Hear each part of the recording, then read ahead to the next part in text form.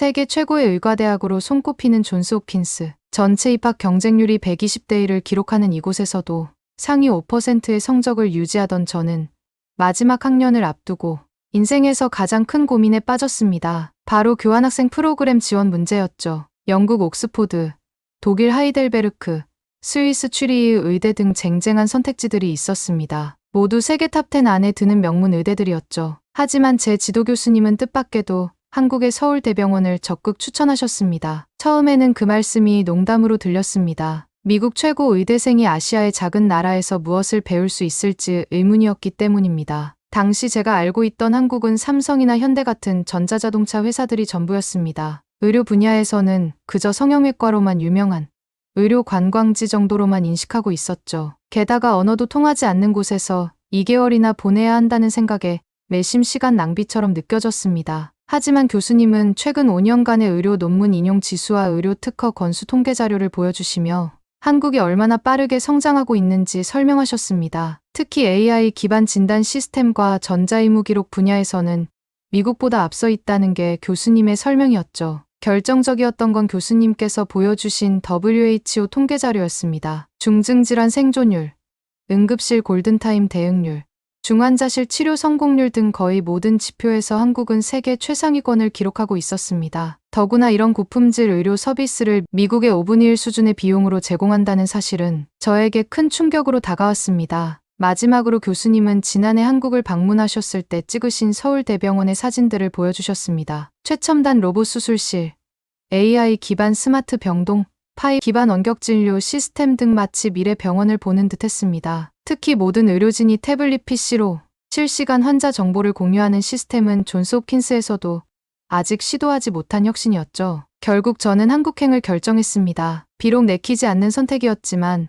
교수님의 열정적인 설득에 못 이겨 내린 결정이었습니다. 그때만 해도 이 선택이 제 의료 인생의 터닝포인트가 될 줄은 꿈에도 몰랐습니다. 한국에서의 2개월은 제가 가진 모든 편견과 고정관념을 완전히 뒤흔들어 놓았으니까요. 서울대병원의 첫인상은 충격 그 자체였습니다. 마치 미래에서 타임머신을 타고 온 것처럼 느껴졌죠. 존스 홉킨스의 리노베이션된 최신 병동보다 더 현대적인 시설에 놀랐고 접수부터 진료, 수납까지 모든 과정이 디지털로 완벽하게 통합된 시스템을 보며 입이 다물어지지 않았습니다. 특히 눈에 띄었던 건 병원 전체에 구축된 5G 기반의 스마트 시스템이었습니다. 일단 교수님이 일전에 보여주신 모든 의료진이 태블릿 PC를 들고 다니며 실시간으로 환자 정보를 확인하는 광경을 실제로 보며 경악을 할 수밖에 없었습니다. 미국에서는 아직도 팩스나 종이 차트를 사용하는 병원이 많은데 이곳은 완벽한 페이퍼리스 시스템이 구축되어 있었습니다. 첫날 오리엔테이션에서 받은 통계 자료는 더욱 놀라웠습니다. 응급실 내원부터 전문의 진료까지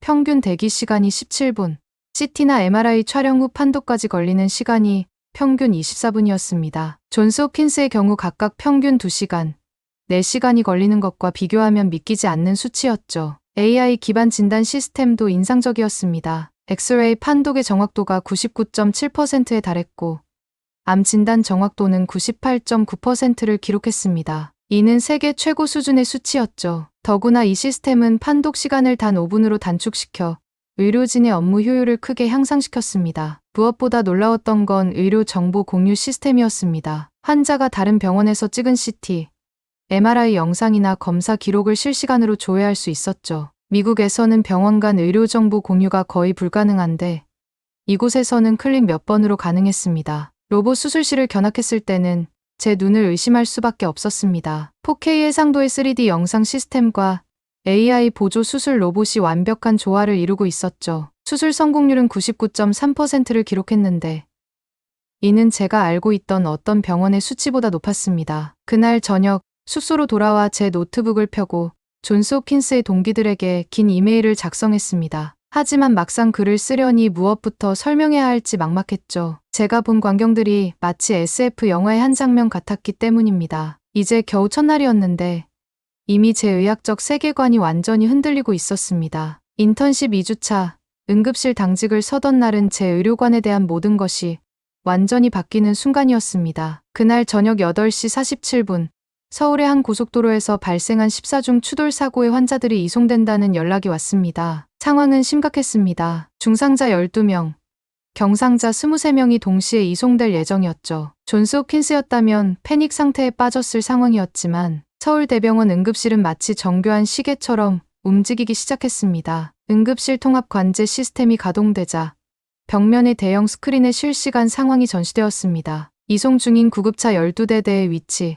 환자들의 바이탈 정보, 예상 도착 시간이 실시간으로 업데이트되었죠. 심지어 환자들의 과거 병력까지 이미 조회가 완료된 상태였습니다. 첫 환자가 도착하기 10분 전, 의료진들은 이미 외상팀, 신경외과팀, 흉부외과팀으로 나뉘어 대기하고 있었습니다. 각 팀의 태블릿에는 담당할 환자의 정보가 이미 공유되어 있었죠. 중증도 분류부터 검사 항목, 예상 치료 계획까지 AI가 초기 분석을 완료한 상태였습니다. 9시 정각, 첫 환자가 도착했습니다. 그 순간부터 15분 간격으로 구급차들이 줄지어 들어왔지만 놀랍게도 혼란은 전혀 없었습니다. 각 환자는 미리 배정된 구역으로 이동했고 의료진들은 마치 군사작전처럼 체계적으로 움직였습니다. 가장 충격적이었던 건 검사 속도였습니다. CT와 MRI가 동시에 가동되며 촬영부터 판독까지 평균 16분이 걸렸습니다. 방사선과 전문의가 실시간으로 판독 결과를 공유했고 AI 보조 시스템이 즉각적으로 이상 부위를 체크했죠. 밤 11시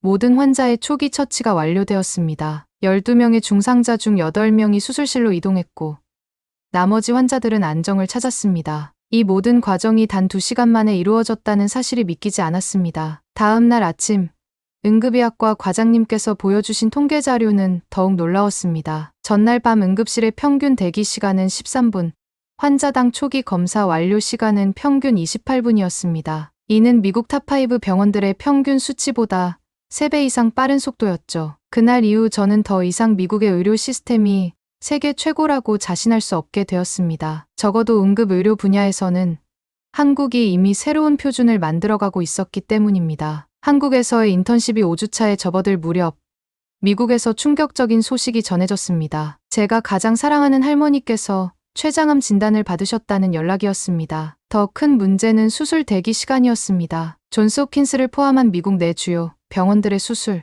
대기 기간이 최소 3개월에서 길게는 6개월까지 걸린다는 것이었죠. 할머니의 췌장암 진단 과정부터 미국 의료 시스템의 한계가 여실히 드러났습니다. 첫 복통 증상으로 병원을 찾으신 후 CT 촬영까지 2주가 걸렸고 결과를 받는 데만 또다시 10일이 소요되었습니다. 종양이 발견된 후에도 전문의 상담까지 3주를 기다려야 했죠. 이 과정에서만 이미 45일의 시간이 허비되었습니다. 더 큰 문제는 수술 대기 시간이었습니다. 존스 홉킨스에서는 3개월, 메이오 클리닉은 4개월, MD 앤더슨에서는 6개월을 기다려야 한다고 했습니다. 게다가 수술 전 정밀 검사와 마취 상담도 각각 2, 3주씩 추가로 기다려야 했죠. 암이 진행되는 상황에서 이런 긴 대기 시간은 치명적이었습니다. 의료비도 심각한 문제였습니다. 초기 CT 촬영에만 4,200달러가 청구되었고 펫CT는 무려 13,000달러였습니다. 보험 적용을 받아도 개인 부담금이 7,000달러가 넘었죠. 수술 비용은 더 큰 충격이었습니다.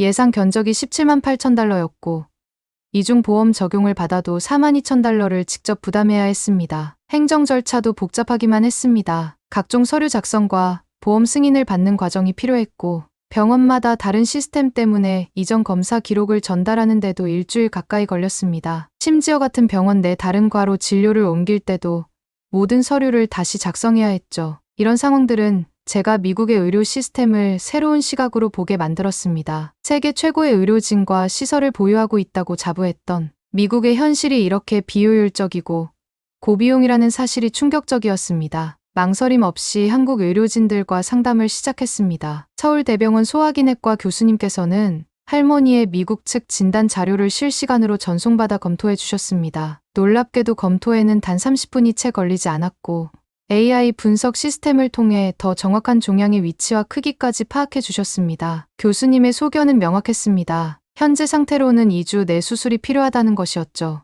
미국의 긴 대기 시간을 고려하면 한국에서의 수술이 최선이라는 판단이 섰습니다. 할머니를 모시고 오기로 결정하는데 걸린 시간은 단 하루였습니다. 할머니께서 한국에 도착하신 다음 날 모든 검사가 진행되었습니다. MRI, CT, 펫CT까지 모든 정밀 검사가 8시간 만에 완료되었고 2일 뒤에는 이미 판독 결과와 수술 계획이 나왔습니다. 미국에서는 보통 이 과정에만 23주가 소요된다는 점을 감안하면 믿기 힘든 속도였습니다. 더욱 놀라웠던 것은 의료비였습니다. 모든 검사와 수술 비용을 포함해도 미국의 4분의 1 수준이었죠. 게다가 통역 서비스부터 외국인 환자 전용 코디네이터까지 완벽한 의료 시스템이 갖춰져 있었습니다. 수술은 로봇 수술로 진행되었습니다. 3D 홀로그램 영상을 보며 실시간으로 수술 과정을 확인할 수 있었고, AI 시스템이 수술 전 과정을 모니터링하며 위험 요소를 체크했습니다. 5시간의 수술은 완벽하게 성공했고,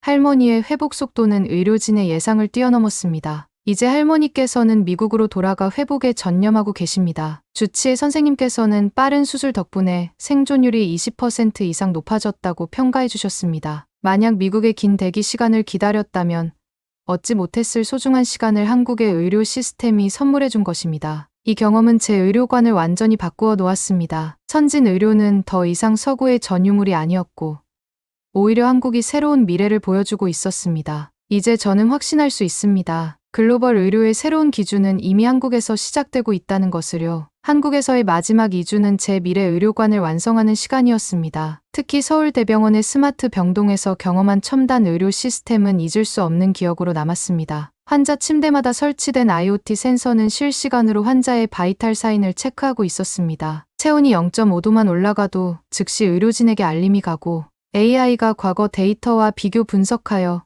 위험도를 평가했죠. 미국에서는 4시간마다 간호사가 직접 체크하는 것과는 차원이 달랐습니다. 의약품 관리 시스템도 놀라웠습니다. 각 환자의 투약 시간과 용량을 자동으로 계산하고 RFID 기술로 약물 오투여를 완벽하게 방지했습니다. 실제로 약물 오투여 사고율이 0.001%에 불과했는데, 이는 미국 평균인 1.2%의 1000분의 1 수준이었죠. 병실 내 감염 관리도 철저했습니다. 자외선 살균 로봇이 24시간 순찰하며 병실을 소독하고, 음압 제어 시스템이 공기 중 세균을 99.9% 제거했습니다. 덕분에 원내 감염률은 0.1% 미만을 기록했는데, 이는 제가 알고 있던 어떤 미국 병원보다도 낮은 수치였습니다. 의료진 업무 효율도 압도적이었습니다. AI 음성인식 시스템이 의사의 진료 내용을 실시간으로 기록하고, 처방전은 자동으로 작성되었습니다. 미국에서는 하루 4시간 이상 소요되는 차트 작성이 이곳에서는 1시간이면 충분했죠. 이 부분에 대해서는 아직 실험 중이라고 하셨는데, 불과 며칠 뒤면 도입할 것 같더라고요. 원격 진료 시스템도 인상적이었습니다. 5G 네트워크를 통해 전국 80개 병원과 실시간으로 연결되어 있었고, 응급 상황 시 즉각적인 화상 회의가 가능했습니다. 실제로 제가 참관한 뇌수술 케이스에서는 부산의 전문의가 실시간으로 자문을 제공했죠. 무엇보다 인상 깊었던 것은 의료진들의 마인드였습니다. 그들에게 의료는 단순한 치료가 아닌 서비스이자 기술 혁신의 대상이었습니다. 매주 열리는 의료 혁신 회의에서는 AI, 로봇공학, 빅데이터 전문가들이 모여 새로운 의료 서비스를 구상했죠. 미래 의료의 기준은 더 이상 미국이나 유럽이 아닌 한국이 만들어가고 있는 게 확실했어요. 존스 홉킨스로 돌아가는 비행기 안에서 저는 미국 의료계가 한국의 혁신을 배워야 한다고 생각했습니다. 그리고 그 변화의 시작점에 제가 서 있기를 희망했습니다. 2개월간의 인턴십을 마치고 존스 홉킨스로 돌아온 저는 의료진들 앞에서 한국의 의료 시스템에 대한 발표를 진행했습니다. 발표장에는 평소보다 3배 많은 250여 명의 의료진이 모였습니다. 제가 준비한 데이터는 그들의 고정관념을 완전히 깨뜨렸습니다. 응급실 평균 대기 시간 17분, CT 촬영부터 판도까지 24분, 중증 수술 대기 시간 최대 2주, 의료 비용은 미국의 4분의 1 수준. 이 수치들은 우리가 알던 의료의 기준을 완전히 바꿔놓았습니다. 특히 충격적이었던 것은 의료 사고율이었습니다. 약물 오투여율 0.001%, 원내 감염률 0.1%, 수술 후 합병증 발생률 0.8%. 발표 이후 변화가 시작되었습니다. 병원 이사회는 한국의 스마트 병원 시스템 도입을 검토하기 시작했고, 저는 프로젝트 자문위원으로 참여하게 되었습니다. 우선 응급실 통합 관제 시스템과 AI 기반 진단 시스템 도입이 결정되었고, 예산 1200만 달러가 배정되었습니다. 더 큰 변화는 의대생 교육 과정에서 일어났습니다. 기존의 유럽 중심 연수 프로그램에 한국이 추가되었고, 매년 15명의 학생들이 한국의 주요 대학병원에서 연수를 받게 되었습니다. 의대 커리큘럼에도 KL스케어 혁신 강좌가 신설되었죠. 제 경험은 의학 저널에도 게재되었습니다. 미래 의료의 새로운 기준 한국 의료 시스템 분석이라는 제목의 논문은 한 달 만에 2만 회 이상 다운로드되었고, 주요 의료 컨퍼런스에서 발표 요청이 쇄도했습니다. 이제 저는 새로운 도전을 시작합니다. 전공의 과정에서 한국의 의료 시스템을 더 깊이 연구하고 이를 미국에 도입하는 것이 제 목표가 되었습니다. 앞으로 10년 안에 전 세계 의료의 표준이 한국을 중심으로 재편될 것이라 확신합니다. 그 변화의 중심에 제가 서 있다는 사실이 자랑스럽습니다. 저희 할머니의 건강은 많이 좋아지셨습니다. 서울대병원에서 받으신 수술 후 3개월, CT 결과에서 종양의 흔적은 전혀 찾아볼 수 없었고 수치도 모두 정상으로 돌아왔습니다. 주말마다 정원에서 장미를 가꾸시는 할머니의 모습을 볼 때면 한국행을 결정했던 그때의 선택이 얼마나 옳았는지 다시 한번 깨닫게 됩니다. 할머니는 지금도 종종 말씀하십니다. 한국의 의료진들이 생명의 은인이라고요. 특히 수술 후 회복 과정에서 보여준 섬세한 돌봄은 잊을 수 없다고 하십니다. 매일 아침 따뜻한 미소로 안부를 물어주던 간호사들, 영어로 상세히 설명해 주시던 주치의 선생님, 그리고 외국인 환자를 위해 24시간 대기하던 통역 코디네이터까지.